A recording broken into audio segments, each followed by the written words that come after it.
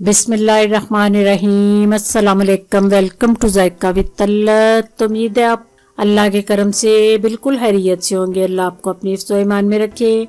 आज मैं आपको मक्खन निकालने का और उसके बाद मक्खन का देसी घी बनाने का तरीका जो है बताने लगी हूँ।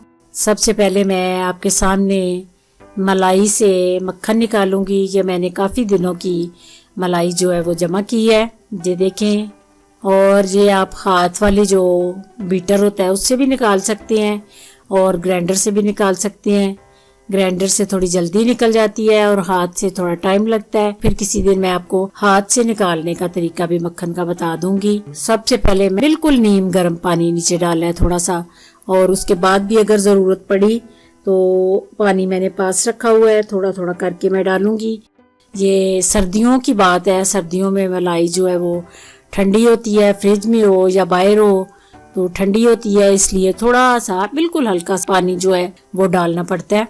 ये थोड़ा थोड़ा पानी मैं डाल रही हूँ, ज़्यादा नहीं डालना, फिर भी मक्खन जो है वो टाइम ज़्यादा लेता है और अच्छा नहीं निकलता। पानी बिल्कुल लाइट सा आपने गर्म करना है। ये देखें, अल्हम्दुलिल्लाह, देखें मक्खन इतना अच्छा तैयार हो गया है। इसी तरह मैं ये सारी मलाई का मक्खन बना के तो फिर आपको घी बनाने का तरीका बताती हूँ। उसके बाद निकाल के तो आप मैं ठंडे पानी में मक्खन जो है वो रखती जाऊंगी। पानी आपने ठंडा लेना है। फिर जो अंदर इसके वो दूध या लस्सी होती है वो ठंडे पानी से बिल्कुल निकल जाती है और मक्खन इतना अच्छा नीट और इतना मज़े का बनता है कि ये आपने जो पानी में दूध निकला है ये आपने ज़रूर निकालना है। ये देखें, इसी तरह मैंने सारा मक्खन जो है वो निकाल लिया है। मैंने मलाई को जो है वो जमा के तो फिर मक्खन बनाया है।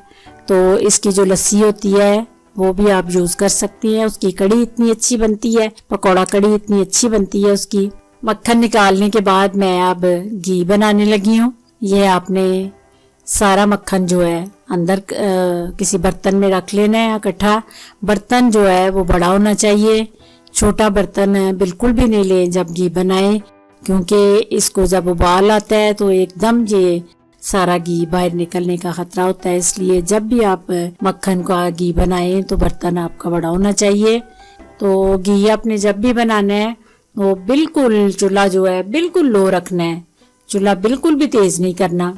अल्हम्दुलिल्लाह, देखें इतना खूबसूरत मक्खन से घी मैंने बनाया है, इतनी अच्छी स्मेल आ रही है। इंशाल्लाह इस घी की आपके साथ बड़ी मज़े मज़े की रेसिपी शेयर करूंगी। दुआओं में मुझे याद रखना। अल्लाह आपका हामी और नासिर। खुदा हाफिज़।